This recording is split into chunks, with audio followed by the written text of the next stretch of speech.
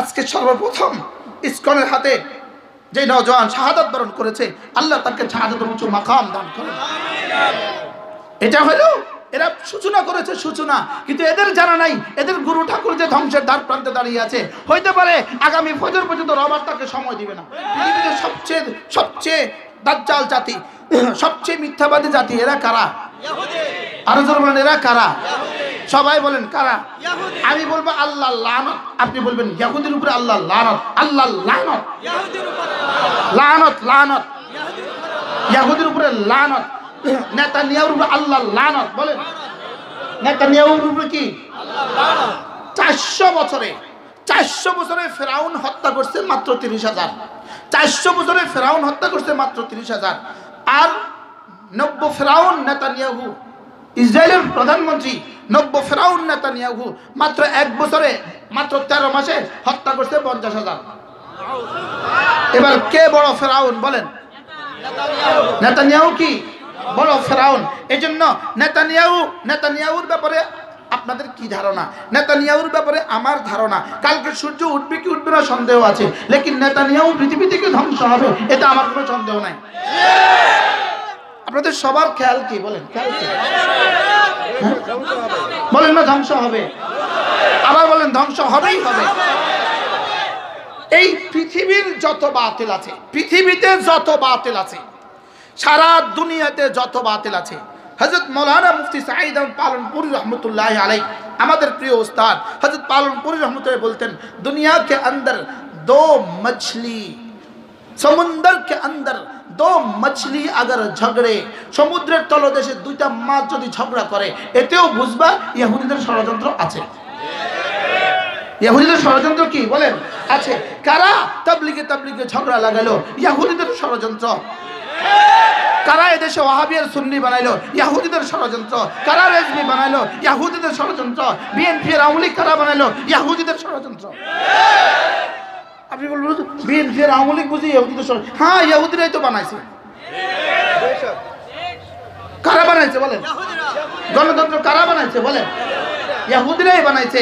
এই জন্য ইহুদিদের বাংলাদেশের বিরুদ্ধে ইহুদিদের সবচেয়ে বড় ষড়যন্ত্র ছিল ইসকন ছিল। ইহুদিদের বিরুদ্ধে ইহুদিদের মুসলমানদের পক্ষে সবচেয়ে বড় ষড়যন্ত্র।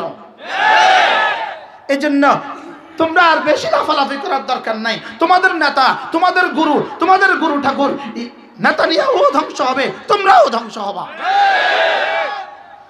আজকে সর্বপ্রথম ইসকনের হাতে যে নওজোয়ান শাহাদাত বরণ করেছে, আল্লাহ তাকে শাহাদাতের উচ্চ মাকাম দান করেন।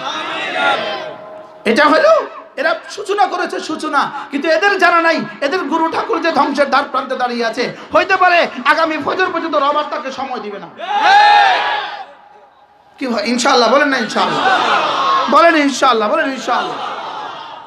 যদি এই নিউজ সকালবেলা আসে তো কেমন লাগবে আপনাদের কাছে?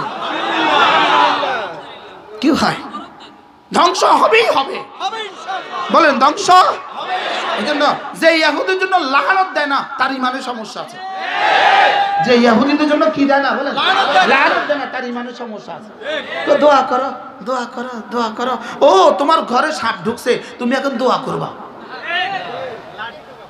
সাপ ঢুকছে এখন কি দোয়া করবে না লাঠি দিবে? বলেন না। এই জন্য ইসকনের মোকাবেলায় দাঁড়ানো ছাড়া, লাঠি নেওয়া ছাড়া কোনো রাস্তা না। কি বলছি বলেন?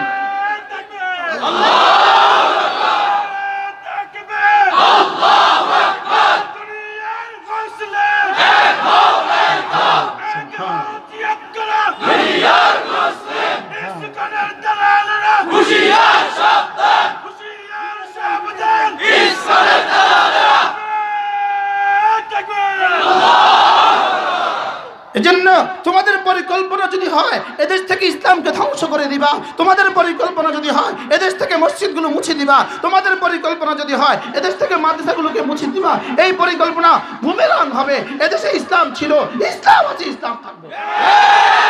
বলেন ইনশাআল্লাহ, বলেন ইনশাআল্লাহ, বলেন ইনশাআল্লাহ।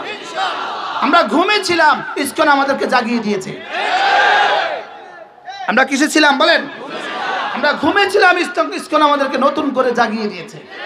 এরা আমাদেরকে জাগিয়ে দিয়েছে। এরা আমাদেরকে কি করেছে বলেন? এরা আমাদেরকে জাগিয়ে দিয়েছে। এজন্য চট্টগ্রামের এই ঘটনার জন্য ইনশাআল্লাহ ইসকনকে জবাব দিতেই হবে ইনশাআল্লাহ। মুসলমান মুসলমান মুসলমান ইটের জবে পাথর দিতে জানে। 7ই অক্টোবর চোখে দেখো না, 7ই অক্টোবর, আর চোখে দেখো না 5ই আগস্ট।